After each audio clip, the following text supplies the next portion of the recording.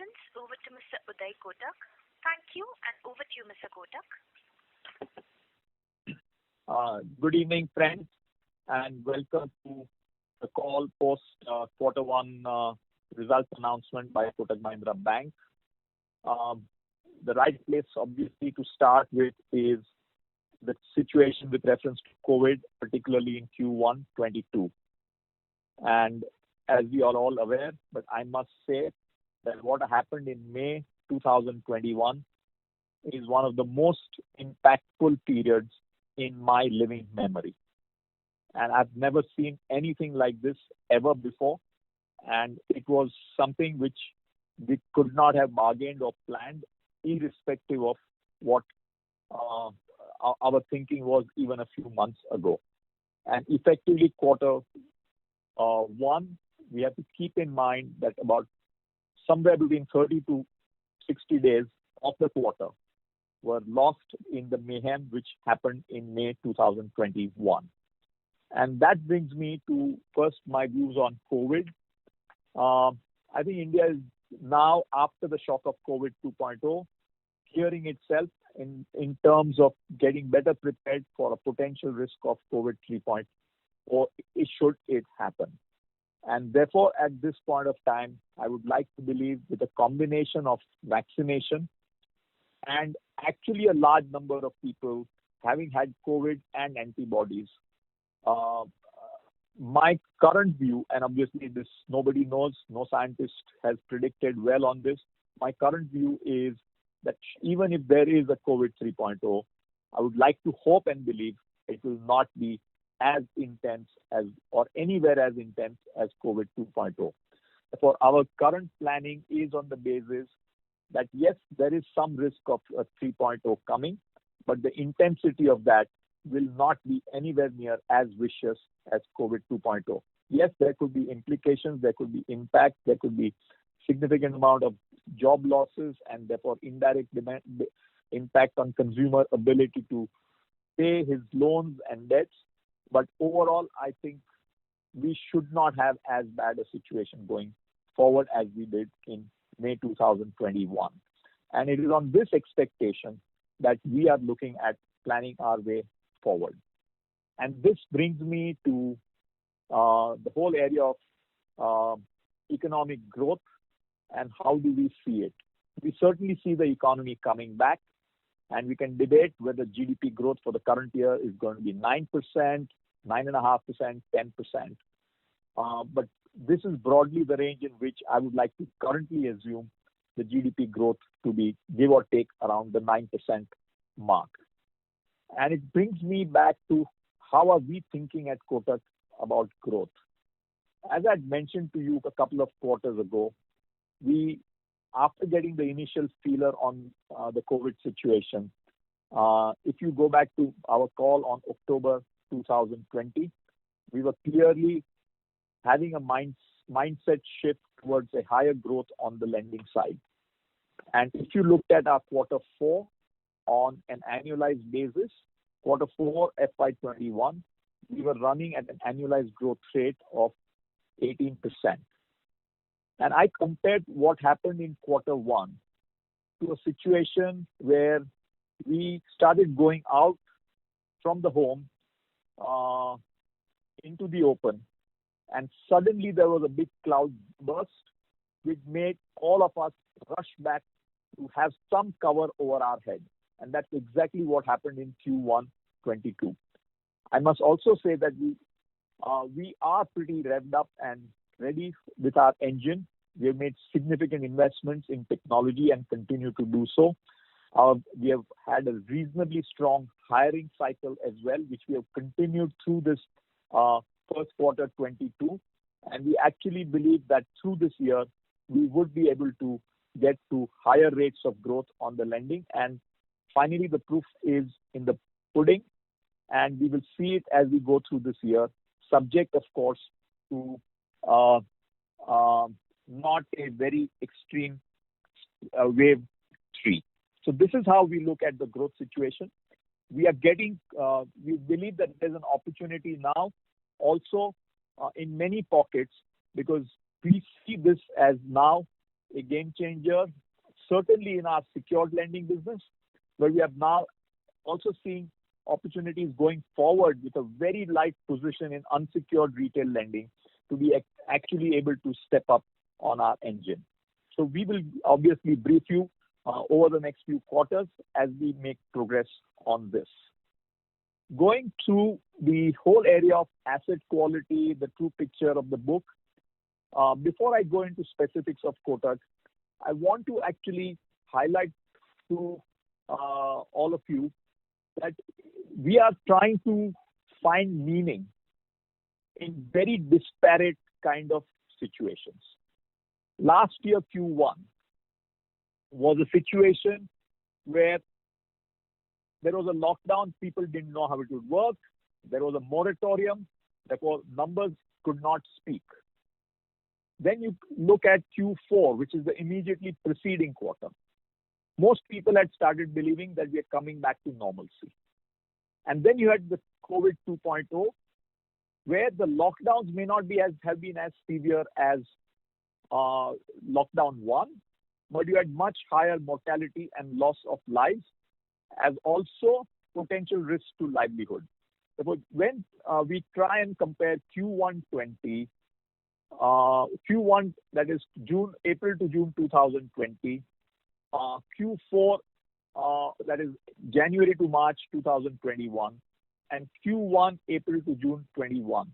I think it's trying to compare numbers which each of them have tweaks and unpredictability and volatility in being able to get a steady trend of what the underlying true situation of the economy and the balance sheets of individual entities will be. The true picture will come out, I think, over the next few quarters, which again is further complicated by restructuring, which also will happen in the future quarters because the current timeline given by RBI for restructuring is up to September 30, 2021. Therefore, it's very important for each of us to have a deep dive in our respective balance sheets, and there is no better way to know the truth than being deep into our own reality. And therefore, for the analysts and the investor community, the challenge is to be able to figure out the nuances of the different players and to make sense and meaning through this extremely challenging, inconsistent periods which you will be comparing with. And in that context, vis-a-vis Kotak, I would like to inform that we, of course, had a very significant impact on our recoveries and collections in the month of May. We have seen a very steady recovery in collections, particularly from second half of June, and it is looking much better even as we speak in the month of July. Going specifically to the quarter one, that is April to June quarter, our slippages for the quarter were about 1,500 crores for the quarter. Last year, our full year slippage was 5,500 crores, and our slippage for quarter four of last year, that is January to March 2021, alone was 4,400 crores. Therefore, the immediately preceding quarter was 4,400 crores, and it is now at 1,500 crores for this quarter. Additionally, a very large proportion of this 1,500 crores slippages in our case have been on account of secured assets. The number for unsecured assets is significantly small, keeping in mind that our balance sheet on the unsecured side is also pretty small, which enables us to be very light from here on the unsecured retail side as well. I want to also talk about the fact that, consistent with our conservative philosophy, our approach to restructuring is very measured based on wherever we are convinced that by restructuring, it improves our ability to collect money, and not forbearance for forbearance sake as the core to our restructuring approach. Similarly, we do not believe in selling our loans to ARCs, nor do we believe in a philosophy of what is popularly known as flexi loans. So we continue with our reasonably clear philosophy with reference to recognition, and we will continue to do so. I would also like to share with you a very significant increase in our technology spend, which is started sometime around September last year onwards, when we put up our plan for a very big boost to our technology spends. And that process is going on in full steam. We are now about 6 to 8 months into it, and we are feeling much better with the progress we are making on the technology side. And we think a lot of development and action should get done through calendar 2021. And last, I need to mention about a very significant event which happened in the quarter one, which is our subsidiary Kotak Life Insurance. By end May, early June, we started getting a huge flow of claims from various sources in our life insurance business. And we had a board meeting by middle of June, and immediately Kotak Life Insurance shared with the bank, and we shared with the investors the fact that there was an abnormal increase in death claims coming out post end April.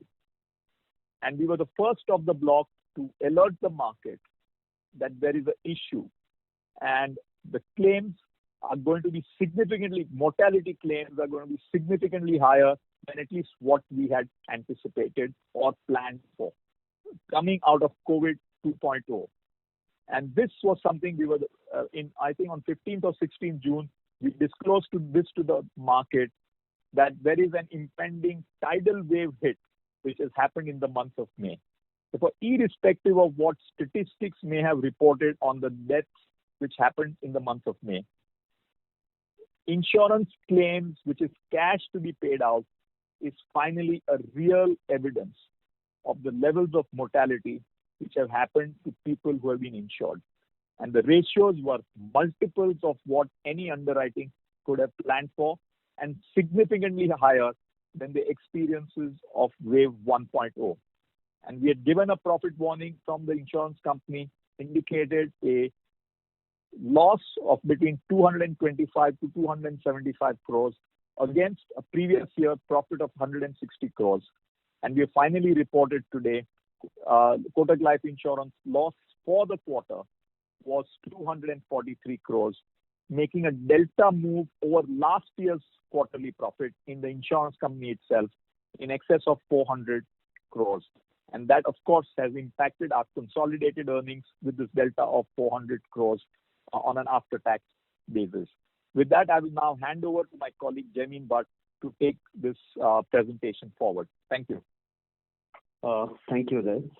As Uday mentioned, comparing the quarters this year, April-June versus last year April-June, or even the Jan-March quarter of the previous year of 2021 is not exactly comparable because of activity levels and what we saw on the ground. Nevertheless, if we look at this quarter, as we said, we closed the quarter with an overall profit of 1642 crores, which compares to 1244 crores, which we did in the same period last year. Our net interest income, we closed at 3942 crores, which is about 6% higher than last year. On our other income, I'll split it between fees and other part of other income. On the fees, the distribution fees saw a jump of about 50% on a year-on-year basis, and saw growth on most of the areas, whether it is syndication, referrals, distribution of mutual funds and whatnot. On a quarter-on-quarter basis, you'll see a drop, which largely comes from the fact that the insurance commissions earned in quarter one are lower than what we did in quarter four, but that's always a yearly phenomena where quarter four shows up the highest numbers of insurance commission for any distributor. On other part of other income, which is non-fees and services, where we got a total income of 414 crores this quarter versus about 571 which we clocked in quarter four. This year, in this quarter, we were also helped by some dividend which we got from the subsidiaries.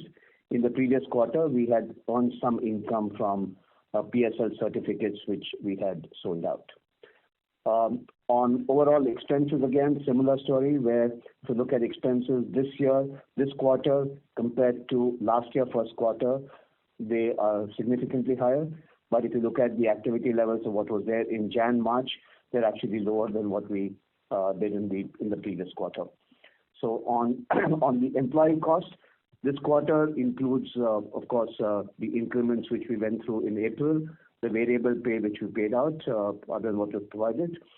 And in the previous year, in the April-June quarter, also reflected the fact that a number of senior managers had taken a salary cut in that period. Other expenses showing a rise over the last year, again reflective of what was on the ground. Host of areas, whether it is expenses related to credit card, expenses related to sourcing of loans, brokerage, advertisements, recovery, all of them compared to last year would show a rise YOY. But almost all of them, again, if I look at the previous quarter, would be on a lower number. So at operating profit, we did 3,121 crores for this quarter, which is about 19% higher than what we did same period last year. On provisions, we have taken a total provision of 935 crores this quarter, which includes 725 crores of provisions towards advances, which takes our credit cost to 133 bits for this quarter. If I look at the whole of last year, we had a total credit cost other than COVID provisions of 84 bits. On overall asset quality, we had seen collections slow down in the months of April and May, which led to slippages, which Uday touched upon. We've seen collections pick up in June and continuing in July. But that does result in the GNPA going up to 3.56% as against 3.25% a quarter ago. And net NPA is now at 1.28% as against 1.21% a quarter ago. We have not dipped into any of the COVID provisions, and we continue to carry the COVID provision of 79 crores as we had. The total restructuring as at the balance sheet date on account of COVID-1, COVID-2 and MSME all put together, we are at a small number of 552 crores as at June. We continue to have no sale to the ARC activity, so we've not sold any NPAs to ARCs, as well as we've not done any flexi loans or any of that type. Our SMA2 numbers for this period end at 430 crores as at June 30th, 2021.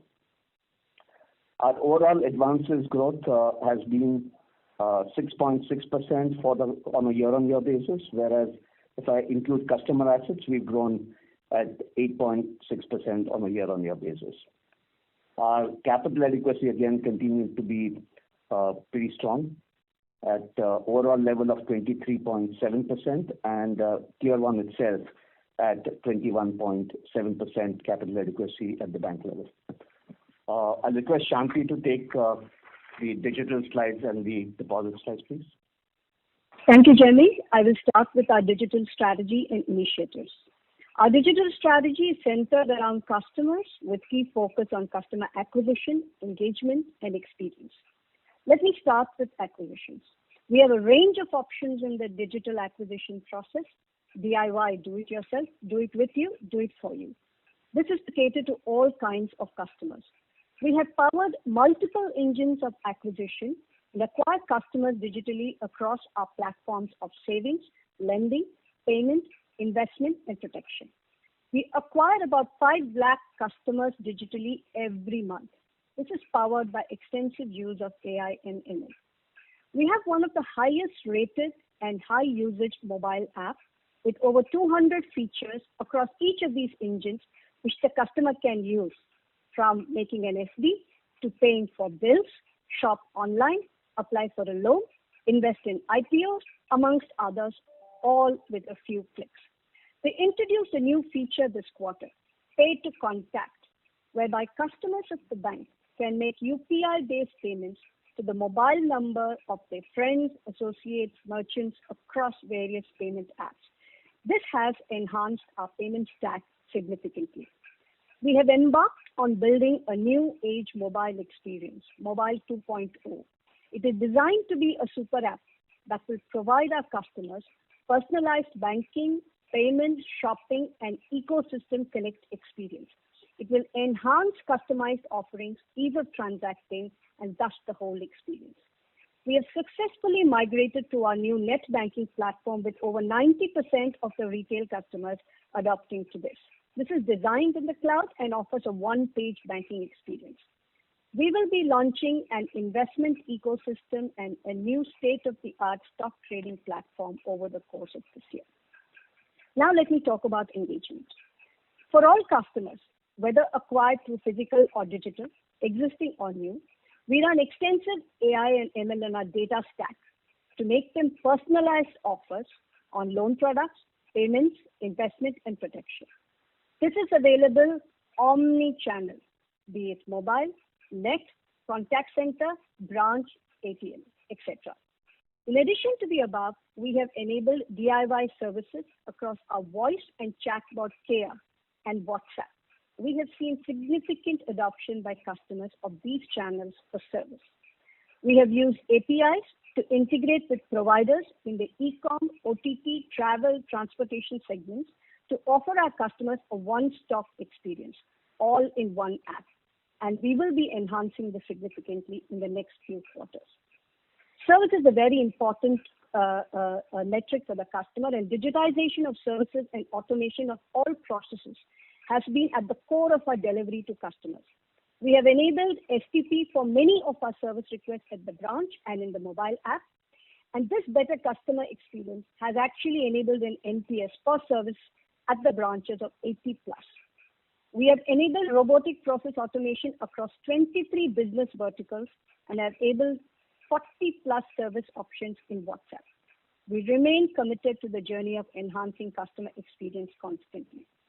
All of the above has been possible only because of investing and enhancing our technology stack, which Uday has referred to. That is the backbone of our digital strategy. In the infrastructure side, our focus has been to build resiliency and go to cloud for agility, flexibility, and scale. In the last year, we have invested significantly towards this. In the core applications, we have upgraded our platforms to be able to offer new features, functionalities, and customized solutions to our customers. This includes risk and fraud protection for our customers. In digital channels, we have revised our DIY, STP, and automation, again enabling the customer to consume our products in a seamless, frictionless, and convenient manner. This investment in our core tech stack will be a continuous journey and will be the backbone of our digital strategy. A significant part of our transactions have moved to digital across payments, deposits, loans, and investments, largely through mobile, and we will continue with our mobile-first strategy.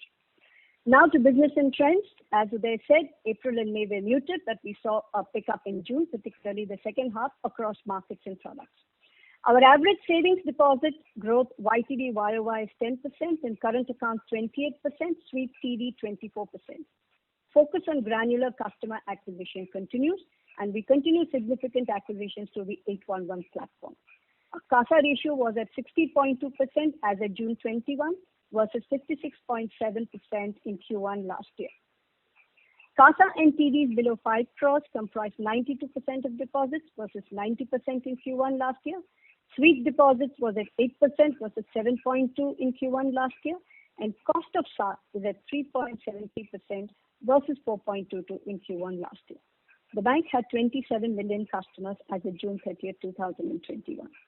Our asset cross-sell was strong, led by home loans and working capital business banking. Focus on distribution fee income continued in the quarter. On the lending side, mortgages continue to be a key focus, and in June we were back to around 80% of March volumes. We continued our strategy on scaling home loans, and our consistent focus on improving tax and right pricing has helped us grow our market share in this space. We also focused on higher penetration in the salaried segment, which showed significant growth. About 50% of the salaried segment comes through the Digi home loan route. Mortgages across home loan and LAPs will continue to be a big focus area. MSME, which is the working capital business, new business acquisitions in June were better than pre-COVID levels. Utilization in the portfolio was muted in the quarter, except for the export segments. We will continue our focus on building a quality franchise in the MSME segment. On the unsecured lending side, we have done significant investments over the last 2 quarters in revamping our risk models and analytics setup. We have seen green shoots by way of increased acquisitions. PL June volumes were at about 80% of March, and we expect to be ahead of our pre-COVID levels over the next few months. Cards, we have seen a QOQ increase in acquisition numbers on the back of 4 new products that we have launched in the last 2 quarters. We will continue to build this business. Consumer finance, the business had made strategic strides in the last 2 quarters, both in offline and online, and is a focused business for us to build. Uday talked about collections, just repeating. In COVID 2.0, our bounce numbers were largely stable. We did see some pressures on efficiency in May due to the strict lockdowns. However, June saw a pullback and July is looking better. We continue to invest in technology, analytics, and capacity enhancements to grow our consumer asset businesses. I now request Kannan to take you through the commercial bank business highlights. Thank you, Shanti. I will start with the commercial vehicle finance business. Commercial vehicle sales was lower during the quarter as compared to the previous quarter. Both disbursements and collections were impacted during the quarter because of lockdown restrictions, closure of dealerships, as also restrictions on movement of people. Unlike the last wave, non-metro markets were also impacted. Collections improved in the month of June as compared to April and May, and this collection trend continues in July. Capacity utilization for operators has improved in June and further improved in July. However, difficulty in getting return loads and high diesel prices are impacting the viability. There's no perceptible improvement in the passenger vehicle segment. It continues to be a problem owing to restrictions in movement of people. Demand for construction equipment has improved in the month of June as compared to the previous months, and this trend continues into the month of July, driven mainly by government projects. Receivable cycles have got longer, and cash flows for the small and medium-sized businesses are getting delayed a bit. However, collections in the month of June have improved as compared to April and May, and July collections continues to do well, reflecting the same trend as we saw in commercial vehicles. Demand for tractors and tractor finance continues to be good. Rural cash flows are less impacted. Our collections during the quarter for us and in general got impacted due to the localized shutdowns and restrictions. June collections again was much better than April and May. This trend of improving collections continues into July, and there is good credit demand in this segment of the business, in the tractor segment of the business. Agri SME segment has been stable. The demand for credit in this segment has been good. Again, restrictions on movements had restricted our disbursement ability in the first 2 months, but that has improved in June and further improving in July. The collection environment in this segment of the business was stable during the quarter and further improving in July. Microfinance disbursements and collections were again impacted during the quarter. However, collection efficiencies improved in the month of June as compared to May. July shows an improvement over June. And with the gradual relaxation of restrictions, both demand for credit and disbursements are showing an improvement in this segment of the business. I now hand it over to Manian to take the presentation forward. Thank you, Kannan. Good afternoon. Let me take you through the wholesale side of the business. If you look at the wholesale side of the business, there are 2 parts to that. I would take it in 2 parts. The first one being the SME side and the second one being the rest of the corporate banking business.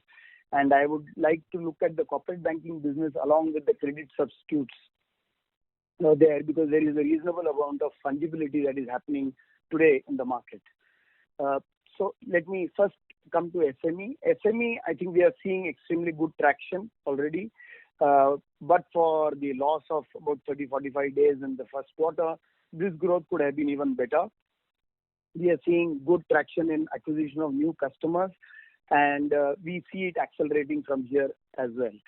In fact, we have put in significant capacity enhancements in terms of sales and service to handle larger capacities. That team has been put in place already, and large part of it is already in place, and the rest of it will fall in place in the coming quarters. We've also been able to launch analytics-based credit evaluation mechanism, which will help us improve the TAT and onboard customers faster. So this is an area where I would say that we see it accelerating from here immediately. On the corporate side, of course, as I said, if you take a combination of the corporate banking book and the credit substitutes book, we have had a flattish quarter and a modest 4% growth in the book YOY. Here, of course, we are still not seeing big demand from corporates for new capacity creation and things like that. It is largely working capital utilization, which is just switching hands. And obviously, that brings in its own challenges in terms of pricing, which we are seeing in the market. But our focus remains very clear that we maintain high asset quality and look for higher wallet share in corporates in a manner that our non-risk incomes grow definitely faster and significantly faster than the assets, and we can maintain a sustainable ROE in the business. Of course, credit costs are at all-time low in this business, and asset quality has stood up quite well. In fact, our transaction banking focus continues to be high, and we have had significantly faster growth in incomes out of current accounts, trade, forex, DCM, and products, fee incomes of that kind. So on an overall basis, I would say that our income growth is significantly higher than the quarter-end asset growth, especially also due to the focus on transaction banking as well as our focus on intra-quarter assets. Broadly, I would say the health of the business is fairly good, and we are confident that as credit growth cycle returns, we'll be able to capitalize on that. We continue to, as Uday said and Shanti mentioned for the retail bank, even in the wholesale bank side, we continue to invest significantly in the transaction banking side of the business, especially on the technology side. In fact, over the last year, we have upgraded our trade platform, and we have also upgraded last quarter our cash management platform. That brings our platforms to state of art, and it gives us a platform to build significant customer experience and digital capabilities at the front end. In fact, capacity enhancement and building this side of the business is very, very key focus area for us. Our mobile app, specifically different from the retail bank mobile app, corporate mobile app, continues to get good traction. In fact, our transactions on the corporate mobile app have grown by over 80%, and it continues to gain good traction and acceptance and is seeing good adoption. A word or two on the sectors. CRE portfolio, overall, the quality of the portfolio has stood up well without any significant negative impact on the portfolio. And while we are still a bit cautious on the commercial and retail sectors, we are seeing very, very positive trends on the residential project side, and we are continuing to build that side of the business. In fact, in the projects that we have financed, the quarter one flow-throughs of collections of these projects were 40% higher than the overall average of the last year, and almost 3 times more than what it was in the first quarter of last year. So the projects we have financed continue to be showing extremely good sales, and we therefore continue to want to build the residential project share in this business. On the NBFC segment also, we have found of course, we have been present in the higher rated part of this segment, and our portfolio has stood up quite well. And in fact, within this sector, as a subsector, we are focused on housing finance, which has done even better than the broader NBFC sector. And we continue to build that. And we have also focused on building portfolio purchases in terms of PTCs and credit substitutes in terms of NCDs to this sector. Part of our credit substitutes have been built in this sector, and we are reasonably comfortable with this segment just now, and you can see the YOY growth there is somewhat significant. Overall on credit substitutes, of course, since I mentioned earlier, our credit substitutes have been built primarily in the NBFC and the high-end corporate segment, and we believe that it makes more economical sense to build credit substitutes than build a loan book in some of these segments. So overall, I would say the health of the business is fairly good and in good shape, and we are quite optimistic about the outlook on profitability as well as growth from here. Thank you. Can I hand it over to Jaimin to take it forward? Thanks, Manian. If I take the consolidated numbers, this quarter we end with a consolidated profit of 1,806 crores compared to 1,853 last year. A large part of this drop, as Uday explained initially, comes from the life insurance loss for this quarter, which is 243 crores as against a profit of 161 crores last year. Adjusted for the life insurance loss, the consolidated number would have been YOY growth of about 19+%. The contributors other than the bank to the profitability, if you look at the capital markets, as against 175 crores in Q1 last year, the two entities, KS and KMCC, brought in 278 crores of post-tax profit. The two NBFCs, which Kotak Prime and Kotak Investments, which had clocked in 101 crores of post-tax profit in Q1 last year, got in 150 crores between the two of them this quarter. The mutual fund and the trustee company put together, which was 71 crores first quarter last year, brought in a total profit of 107 crores in this quarter. Overall customer assets at the group level at 2,66,000 crores, which is up from about 2,45,000 crores, which we were a year ago. Pretty well capitalized. The total capital and reserves at the group level now at 86,700 crores. Our consolidated capital adequacy overall at 24.9%, and with Tier 1 itself at 24.1%. And we end with a book value of 435 rupees per share. I just request Gaurang to take up the insurance thing, please. Yeah, thank you, Jaimin. Let me divide the performance for this quarter for Kotak Life into two parts: the business growth and claims. The gross written premium 9% YOY. Individual new business premium grew by 8.2%. However, individual AP was down by around couple of percentages.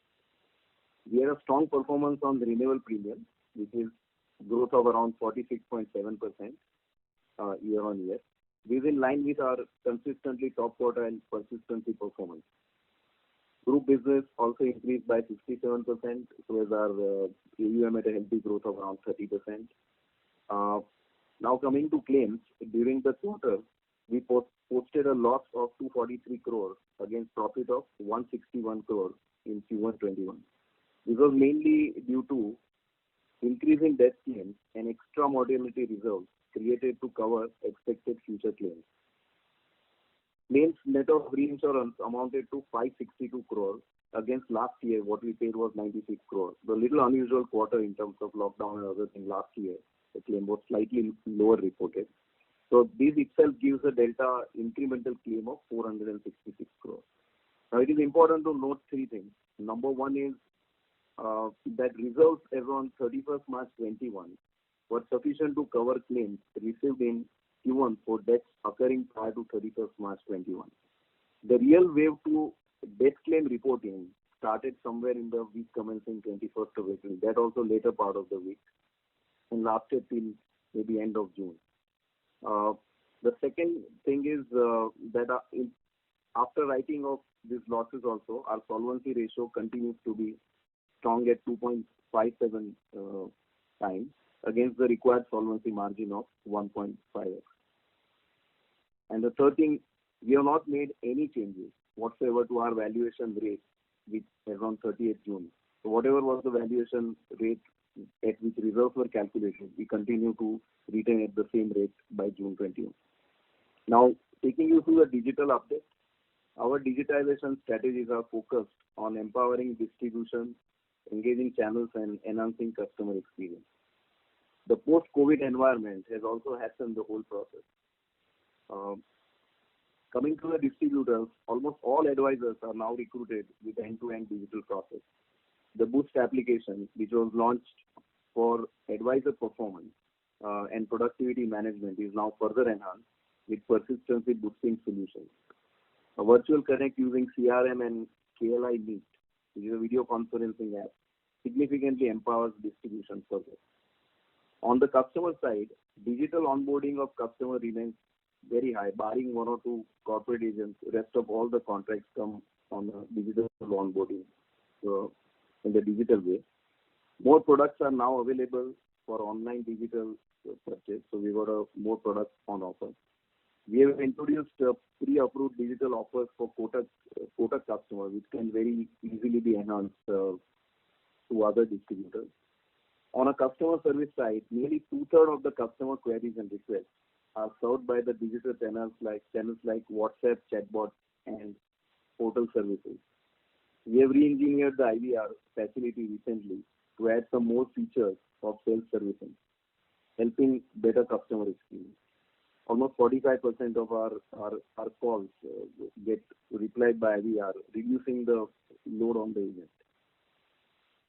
And lastly, data analytics continue to be a strong enabler. Firstly, for cross-sell to work for cross-sell to work for enhanced customer value, and secondly for early fraud risk identification while underwriting the new business. So I think we'll continue to focus on the digital side as the broad tenet which you have seen through our presentation for Kotak Life. And with this summary, I hand over to Jaideep to take the call forward.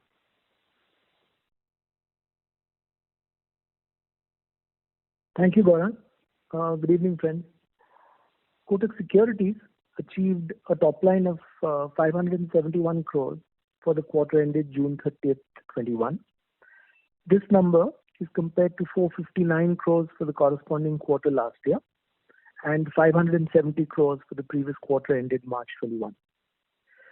The PBT is 315 crores for this quarter compared to 225 crores for the period ended June 2020 and 321 crores for the quarter ended March 31st, 21.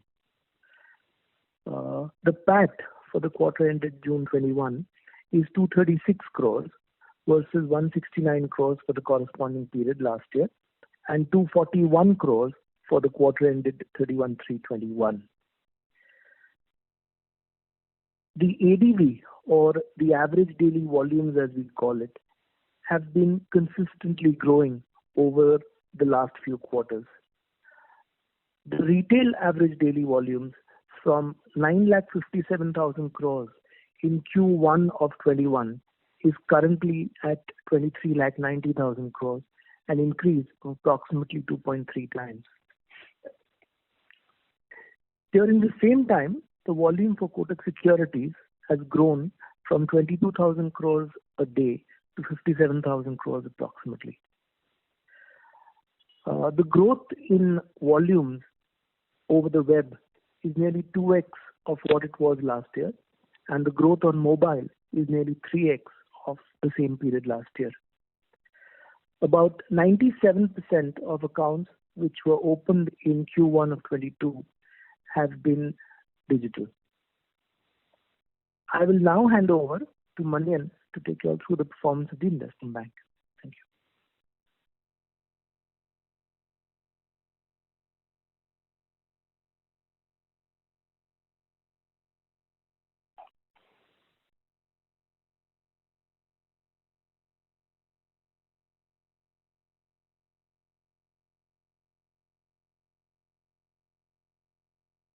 Manian, can we please go ahead, sir? Yeah, thank you, Jaideep.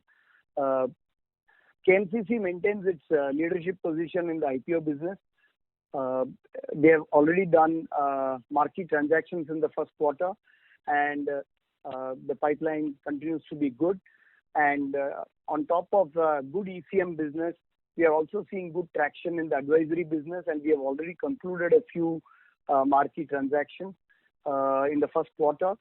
And as I said, if the markets continue in the same pace, KMCC has extremely good prospects for the year and maybe end up with a record year. I'll now hand over to Kannan to take you through the KMIL. Sorry, I'll also take you through the KMIL, a subsidiary which is into real estate and structured product business. I have already talked about the CRE side of this business when I talked about in general about the CRE sector. That applies to this as well. As you can see, the profit growth in the company has been quite good. The asset quality has been fairly good, and of course the NBFC is well capitalized, and we hope to capitalize on capital availability here to grow this business from here. And we see the opportunity now in this business because of consolidation of finance providers in this kind of business. Additionally, other than CRE, the other business that this company is active is in the structured finance business.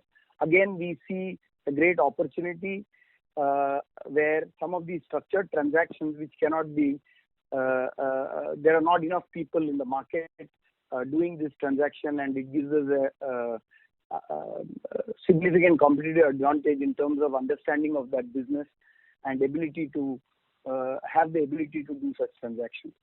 So we see, again, this is a business that we are quite optimistic about growing from here. Thank you. I would now hand it over to Kannan to take you through Kotak Mahindra Prime. Thank you. Thank you, Manian. Kotak Mahindra Prime had a profit before tax of 106 crores and profit after tax of 79 crores during the quarter. Disbursements and collections were impacted during April and May. However, June saw an improvement in both disbursements and collections as compared to the previous 2 months. Collection efficiencies continues to show good improvement in the month of July. Demand for car finance as well as disbursements continue to be good in the current month. With the environment improving, we hope to see a better quarters ahead, both in terms of collections and disbursements. I will now hand it over to Nilesh to take you through the AMC performance. Thanks, Kannan. Good evening, friends. Let me take you through our asset management business. Our mutual fund AUM grew 48% year-on-year to rupees 2.48 trillion. Our equity AUM, supported by market bounce back, grew 64% year-on-year to rupees 1.09 trillion. Our total AUM market share increased by 60 basis points from 6.8% last year to 7.4%. Our equity AUM market share increased by 40 basis points from 4.9% last year to 5.3%. This increase in market share is supported by good investment performance, new customer acquisition, and customer penetration. Our SIP book and AUM growth continues to outpace mutual fund industry growth. Consequently, our profit after tax has grown by 51% year-on-year to rupees 107 crore. Our total assets under management across mutual fund, PMS, offshore, insurance and alternate assets has grown 32% year-on-year to rupees 3.44 trillion. Our relationship value across wealth, priority and investment advisory business grew 43% year-on-year to rupees 4.04 trillion. I will hand it over to Jaimin Bhatt. Thank you, Nilesh.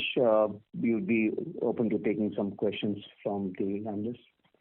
Thank you very much. We will now begin the question answer session. Anyone who wishes to ask a question may press star and 1 on their touchtone telephone. If you wish to remove yourself from the question queue, you may press star and two. Participants are requested to use handset while asking a question. Ladies and gentlemen, we will wait for a moment while the question queue assembles.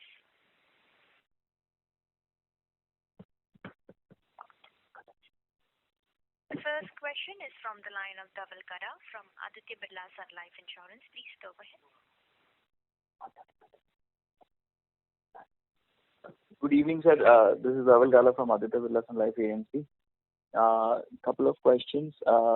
First question, if you could give some updates on Kotak 811 app, the progress, and any transformations you've done in that business line item with respect to competition with a lot of other neo banking or wallet companies or payment platforms. So that's question number one. Question number two, your thought process on slippages for the year F22, looking at your SMA book, and what are you picking up in the month of July in terms of collections or bounce rates? Yeah, first of all, I believe digital is here at the core of how we acquire customers in a very significant manner. And we continue to be extremely optimistic about our Kotak 811 progress as a way of significantly scaling up our game. I think Shanti mentioned about the number of new customers we add, and I'll request Shanti to tell you some flavor on the progress we are making on 811. Yeah, thank you, Uday. I will do that. So first of all, 811 app is a part of the Kotak mobile banking app, and we have made a lot of changes in the DIY, the journeys for customer acquisition. We have optimized and improvised. We are working on a transformation post on mobile 2.0, as we said, and one of them is also what we are going to do on the journeys of 811 post landing, which is a separate landing page by itself. So we are working on it, but we have optimized the journeys. We have optimized the cross-sell journey significantly. We have almost made most of the products. We have sashayized some of the products for 811, and we have optimized the cross-sell journeys for some of those, but more for later. Yeah, I think you will see some of those developments as you go through this year. I think at the appropriate time, we will share with you some of our plans or execution as may be appropriate. So coming to the second question, your question was on slippages, right? Hello? Yes, sir. So on slippages, I think, of course, quarter one we think is a significant liberation thanks to what happened, where there were two aspects about what caused the slippages. One, obviously, is linked to ability to pay.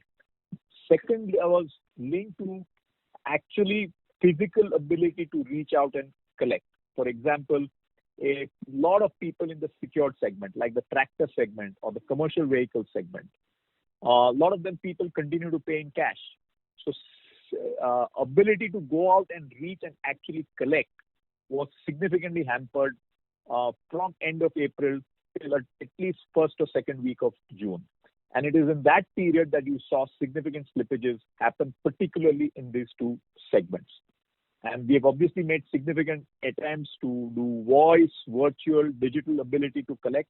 But some of this, which is where people pay in cash or including, say, in microfinance, the ability to go out and get customers to pay was significantly hampered.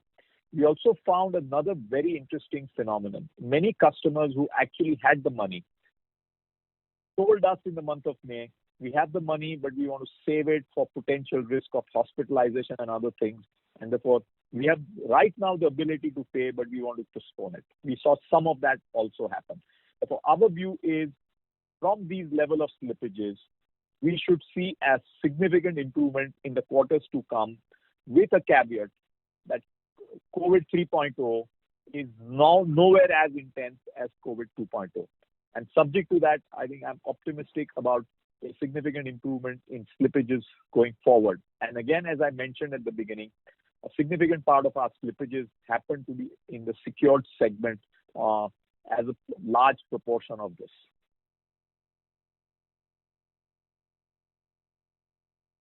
Sure, sir. Thank you.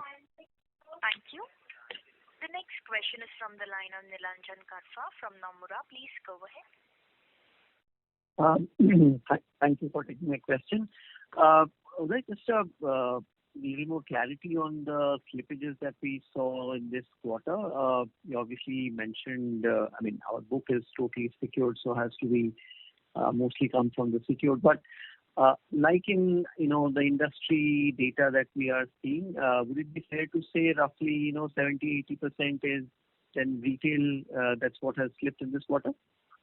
Yeah, the bulk of the slippages are retail and commercial bank, clearly. And the corporate bank, the corporate bank is amazingly pristine. And on a relative basis, we are also seeing the SME bank hold up quite well. Right. Would you want to point out, which part of retail, has been a little more challenging? And I think I will tag this question. You partly answered while answering the tractor question. Roughly, I know how much of collections actually take place in cash across, some of the segments in retail. More particularly, let's say mortgage. Also, at least in the Q1, did we see mortgage slippages, both home loans and home equity, being slightly higher than, let's say, the full year FY21? Any color on that? So let me first say on mortgages, yes, there is a marginal increase in the quarter, but nothing dramatic. Tractors and commercial vehicles is where we saw the bulk of the impact, and to a certain extent in construction equipment, where people had an issue about getting money from state governments during the quarter. But I'll ask Kannan to specifically touch upon tractors, commercial vehicles, and construction equipment, including on the cash intensity of some of those businesses. Kannan? Yeah. I think on the commercial vehicle and construction equipment side, as Uday mentioned, there have been slippages, but the good part of it is the bounce rates in July, as we see it, is as good as what it was in the fourth quarter of last year. So I think it's come back in June, July, partly in June and July, but yes, we had slippages on those in the months of April and May. The question is, in construction equipment and CVs, most of the payments are through the banking system, but once the bounce happens, you need to reach out to the customers even to collect an instrument or even collect by cash. So, as Uday mentioned, we had a problem in reaching out to the customer, and a lot of customers held back cash for unforeseen medical expenses. So that thing happened.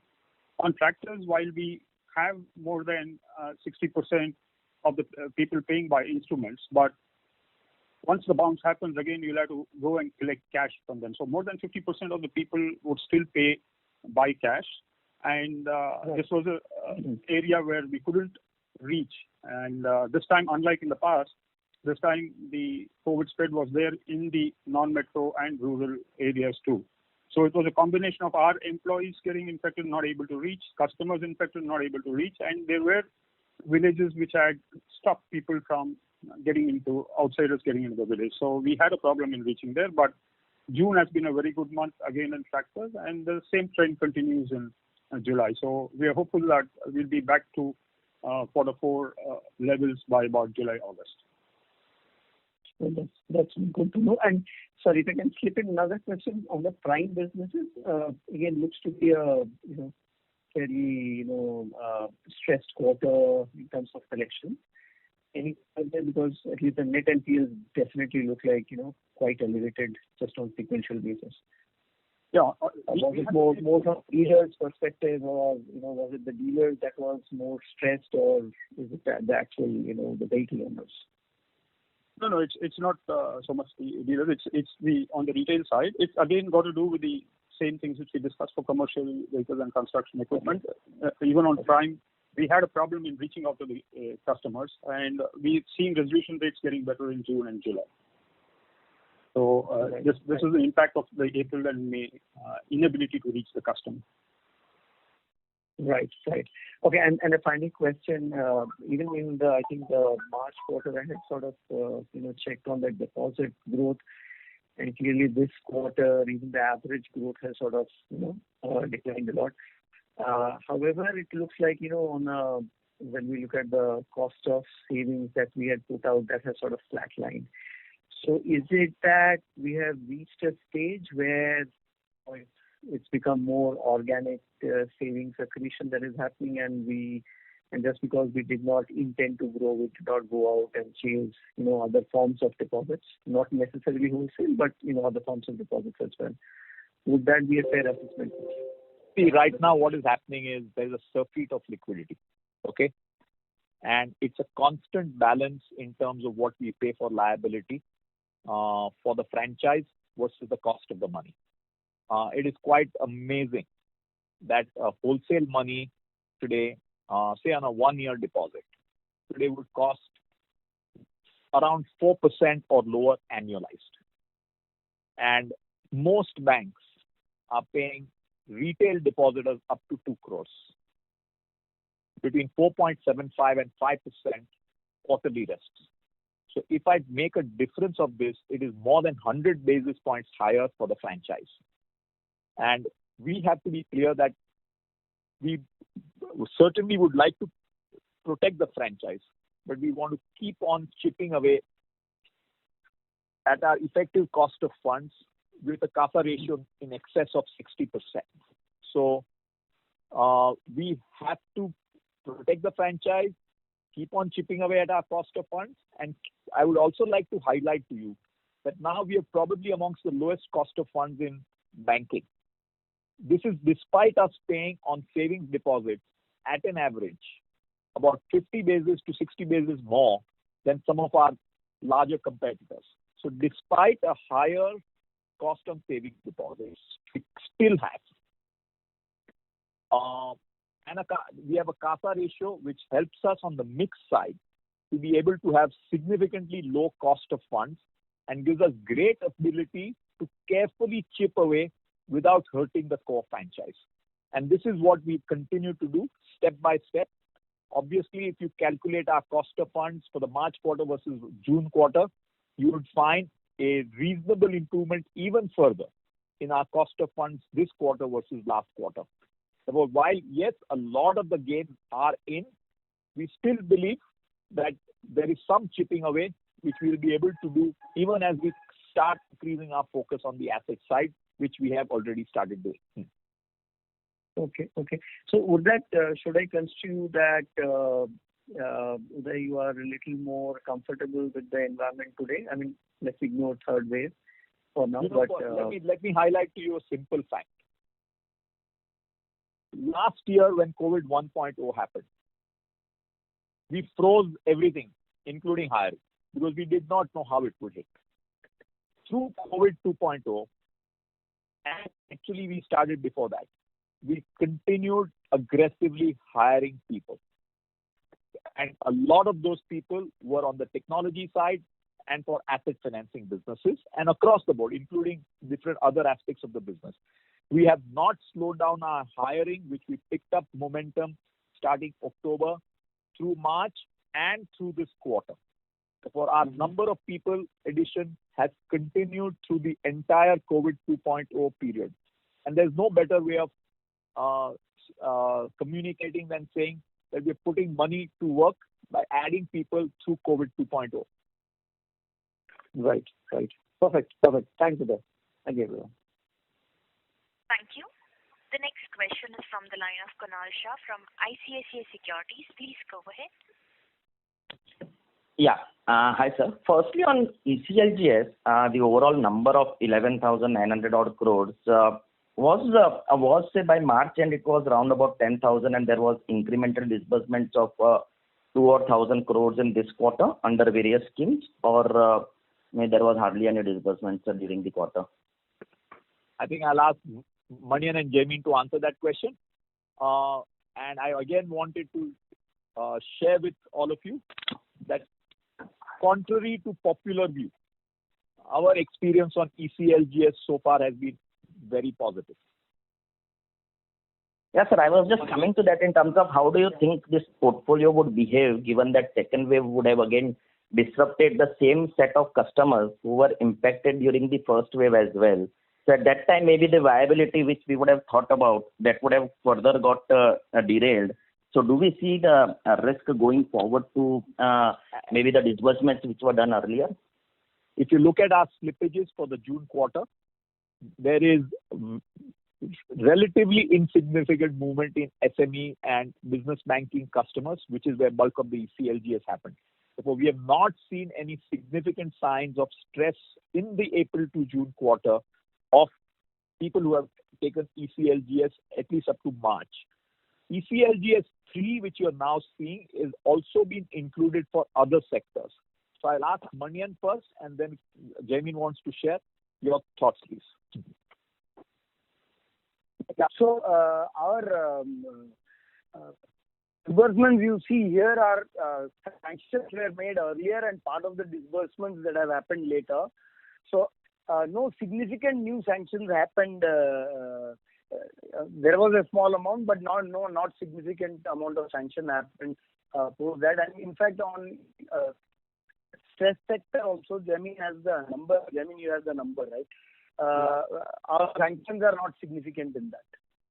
Actually, if you look at it, and as things stand now, like Uday said, SME and MSME, we have not seen any significant deterioration of the portfolio. These are the non-ECLGS portfolio in this period. Of course, in segments like commercial vehicles or where there has been general deterioration, there has been a general deterioration here also. We haven't seen that much dramatically differential deterioration yet. Yeah, I would kind of endorse that. But just coming back to your initial one, Kunal, if you look at March, our total disbursement was around 11,400 crores, 11,370 thereabouts, which will now move to 11,900. So it's about 500 and odd crores of what we have disbursed in the current period. Some of it would be, as Manian mentioned, what we may have agreed during the period before March, but the disbursement has happened now. So the overall incremental for this quarter is about 500 crores. Sure. Thanks. Yeah, that's helpful. And secondly, for Mr. Kotak, so on corporate banking side, when we look at the other private peers, they are still seeing the growth. You alluded to the fact that now we have best-in-class cost of deposit, but somehow that traction in the better rated corporate is not visible in terms of the growth for us.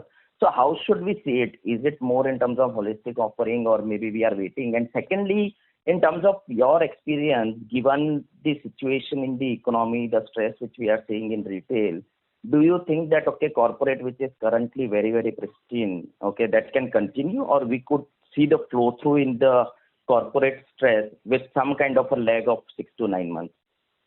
So I think, again, I'll answer it in a few parts. First of all, corporates which have access to capital should be able to ride it through. One of the most interesting and differentiated parts of this cycle has been amazing access to capital, even for weak sectors. Therefore, any business which has access to risk capital actually has been able to sustain and survive through this stress period. Any business which does not have access to capital will have challenges, whether it's corporate or non-corporate.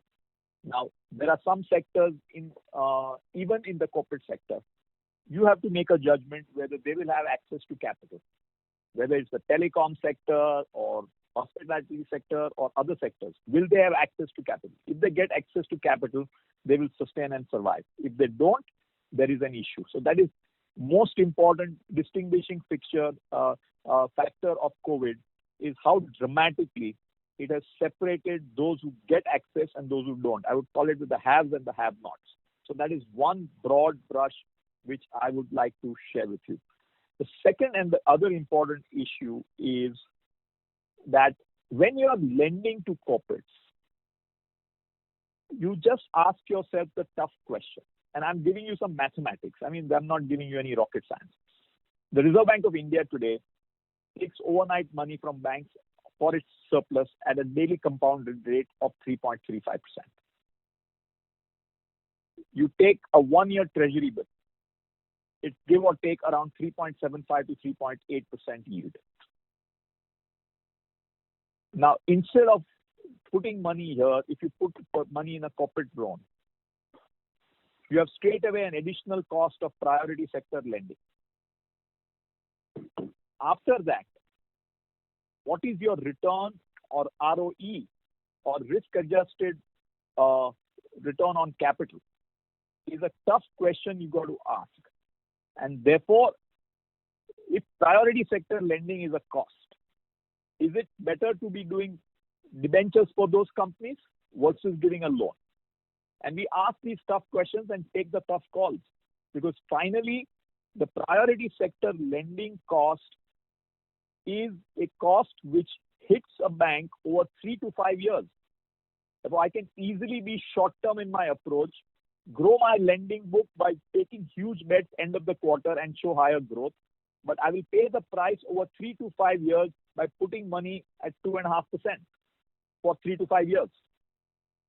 And we don't want to get into that. We would rather do what makes business sense for a franchise. Today, a corporate will shop and take money from anybody, whether it's a bank or a mutual fund. They are going for the lowest rate. If they save 20 basis points, they will take the money. And public sector enterprises, where a lot of lending has happened, they have auctions of bidding. And some of the auctions, Manian may confirm, have gone at a lending rate for 90 days and 120 days, sub 4%. And large amounts, 5,000 crores, 10,000 crores kind of lending banks have done. And they've been able to show a significant growth in their loan growth, but it is not value accretive.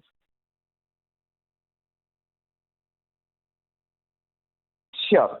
So maybe where PSUs are there, definitely it doesn't make sense. But on the maybe on the other segments, but you look at the amount of growth which has happened.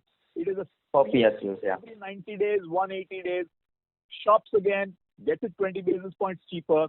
If one is a bank who has given 5,000 crores or 10,000 crores earlier, they have no way of getting off the tiger, because moment they do that, analyst community will say next quarter, why is your loan growth slowed down? You're then riding that tiger. Yeah, sure. So despite funding cost, maybe, so what would actually lead to get into the corporate? I don't think this environment would change. PSUs will always have the upper hand in terms of this liquidity scenario.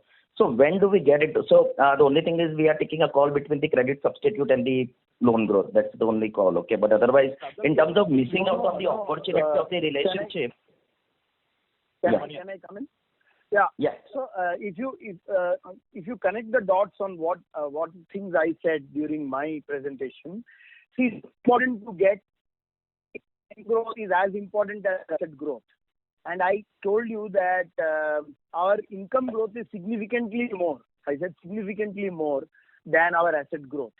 So I think the corporate banking business has to be seen as a sustainable, good ROE business. And as long as your profits grow, you are okay. And profits grow because of better wallet share on other products than only loans. Loans are most times at the top end of the corporates, loans are the worst ROE product. So just correlating the corporate bank health with just asset growth is not the right way to look at it. At least in our view, that is not the right way to look at it. As long as we can deliver growth in incomes and profits, that's what matters. And if I add on to what Manian says, I would much rather focus on growing in mid-market and SMEs. That is where we would focus on our growth rather than the top-end corporates or PSUs. Because that is riding a tiger at poor ROEs and paying a price on priority sector. No, and in some of these large corporates and especially PSUs, the more profitable part of the transaction banking business, unless you get a share of that, which is very difficult to get, or it doesn't come easily because it goes to the PSU banks largely. To make a overall client ROE, RAROC on the risk-adjusted basis return on capital employed for that customer asset is very critical. And so we look at this from overall profitability, not necessarily asset growth. So I just wanted to re-emphasize that.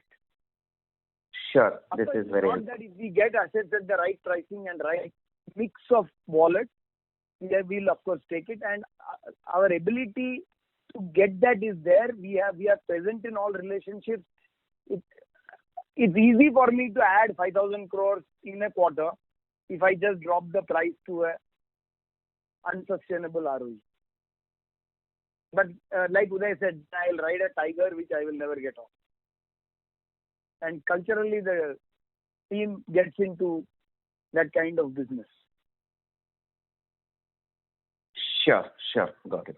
And one last question in terms of SMA, if we have to look at less than 5 crores, how would have been the behavior given that maybe as you highlighted major stresses in say retail and the small businesses, would the trend be very different than what we see it in terms of the overall SMA pool? I mean, Kunal, the numbers which we give you are the numbers for SMA for exposures which are over 5 crores. Yeah. This is what gets reported to CRILC. So yes, SMA 2 number would have gone up this period versus last period, but last year, get into the fact that there was moratorium and all of that. So anybody who had taken a moratorium, that was a standstill agreement. So to that extent, they were not counted as SMA 2. So yes, there has been a rise on that SMA 2 overall from what was there last year to this year, but these are only for 5 crores plus numbers. And these are not comparable because moratorium period delay was kept out of the SMA calculations. Yeah, true. Okay. Thanks a lot. Yeah. Thank you. Before we take the next question, a reminder to the participants, please limit your question to 2 per participants only. You may rejoin the question queue if you have a follow-up. The next question is from the line of Saurabh from JP Morgan. Please go ahead. Sir, 2 questions. One is, what will be your average LCR during the quarter? So that's one. And secondly, on your real estate book, you have 12,000 crores as per your Basel disclosure, if you let out the LRD, and the parent bank gets about 6,000. So fair to say that KIML will have 6,000 crores of CRE? I think Jamin, do you want to answer? Yeah, sorry. If you look at LCR average, we would be over 160% for the April-June quarter. Okay. So, and what would be your policy on LCR also? I mean, if you can just kind of highlight as to would you want to run down liquidity? This is at the bank level. Okay. But sir, I mean, would you look to run down this liquidity in the forward quarter? Hello. Having said that, if you keep on getting liquidity flows, you have to place them somewhere. Yeah. So I think LCR at 160% is not a part of strategy. It's a part of necessity. Okay. So as this comes down, hopefully your immense at least will move up. Will that be a fair expectation? I beg your pardon, I missed you. So as the LCR comes down, we should obviously see some upward pressure on NIM because of that.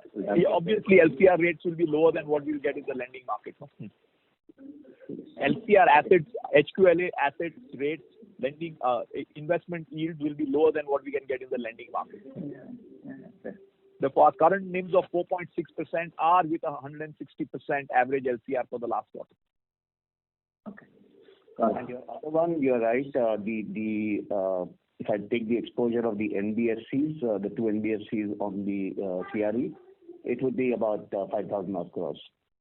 And mind you, the Basel disclosures are on exposure level, which therefore includes limits as well as non-funded. Whereas the numbers we are giving right now on the outstanding is the accounts are non-standard. Yeah, so I was taking the fund-based only. So just one clarification. So why would you, I mean, the CRE exposure in the NBFC, will it be mostly to a tier 2 developers? I mean, that's why it's done in the NBFC? So I think as Manian mentioned, Kotak Mahindra Investments is a more specialized NBFC in real estate lending, okay, and structured finance. So that's the specialization the team has built, which is built in a focused manner in that company. Okay, thank you. Yeah, but largely we are into tier 1 developers only. There is a small exposure at tier 2 level depending on the project quality. But otherwise, largely our exposures are in the tier 1. Okay, thank you, sir. And if you look at the net NPA ratio in Kotak Mahindra Investments, it's at a 0.34%, Jamie? 0.4%. That's it, Salman. 0.6% in KMI. Yeah, 0.6% in KMI, net NPF. Yeah. Cool. Thank you. And they are all secured exposures, so LGDs are not likely to be high. Cool. Thank you, sir. Okay. Thank you. The next question is from the line of S. Parmeshwaran from Jefferies. Please go ahead. Hi, this is Prakhar. Just a couple of things quickly. One, on the business banking and other credit, SME type of credits, you've had a good experience so far. How do you look at it from a growth perspective from here on? And even in this quarter, you've had like a maybe 4, 5, or 6% decline between the consumer banking, working capital, and business banking credit. Some of the other peers have still grown and maintained asset quality. Any specific thing to look at from the divergence that we have seen with you and the other large lenders? My first advice to you is be a little careful of 3 disparate periods you're comparing. You're comparing quarter 1 20, which was a different COVID 1.0, versus COVID 2.0, which was a different period, and quarter 4, which was a different period. And in some of our limits, including in working capital and SME, we found a significant number of our borrowers actually credit monies in their overdraft accounts. So we had the limit, we had the exposure, but suddenly they dropped their exposure by sort of funding back as they sort of went into a shell in April, May. So it really depends on the nature of the borrower you have, what is the overdraft usage, and my view is 3 disparate periods. Be very careful of drawing trend analysis based on this, what I would call as volatile comparable periods. A more sustainable trend should be looked at over next couple of quarters before taking a view about how the trends are showing with reference to different players. That would be my strong recommendation and advice. Understood. And just very shortly, any updates or comment on the RBI issue around the succession, etc., or too early to say? No updates, no comments. When we have them, we will share. Okay. Thank you so much. Thank you. The next question is from the line of Manish Shukla from Citigroup. Please go ahead. Yeah, good evening. If we were to benchmark your March disbursements at 100, for the month of June, where would we have been with respect to March? Jamie, I don't think I have the numbers. You have to send? I wouldn't have it. It will be different across different businesses, but I wouldn't have an overall number of them. You can just come up with it after. Okay, sure. Second, you made a comment that ECLGS disbursements have generally behaved well. I'm just trying to understand what do you mean by that, because I'm assuming there would be moratorium, etc., under those disbursements. So what parameters are you looking at there for you to make that statement? If the guy is really under stress, he won't be able to pay even the interest, especially after COVID 2.0. And if I look at the slippages, at least in April to June quarter, other than commercial vehicles, in general, the slippages in ECLGS portfolios have not been anywhere near as high as we have seen in the tractor portfolio and commercial vehicle portfolio. That's what I mean. Got it. Right. One last question. Jamin, on the QoQ basis, the yield on loans have gone up. Is largely because of lower interest reversal, or is there anything else as well? No. YOY basis, if you look at the last quarter, the interest yields, when we talk about advances, you go into the fact that because of the Supreme Court judgment, we had to take a hit of 110 crores in the last quarter. Yes. When you calculate your interest on advances, you would have taken that 110 out of that. Okay. Got it. Thank you. Those are my questions. Thank you. Ladies and gentlemen, this is the last question for today. I would now like to hand the conference back to Mr. Uday Kotak for closing comments. I just wanted to first thank all of you for spending 1.5 hours with us, and just to share that for all our sake, I hope that either there is no COVID 3.0, or if there's a COVID 3.0, it is milder. And if that is the way it is, I would like to say that the future is brighter. Thank you very much, and wish you all happy, safe, and sound times ahead. Thank you very much to all. Okay. Thank you. On behalf of Kotak Mahindra Bank Limited, that concludes this conference.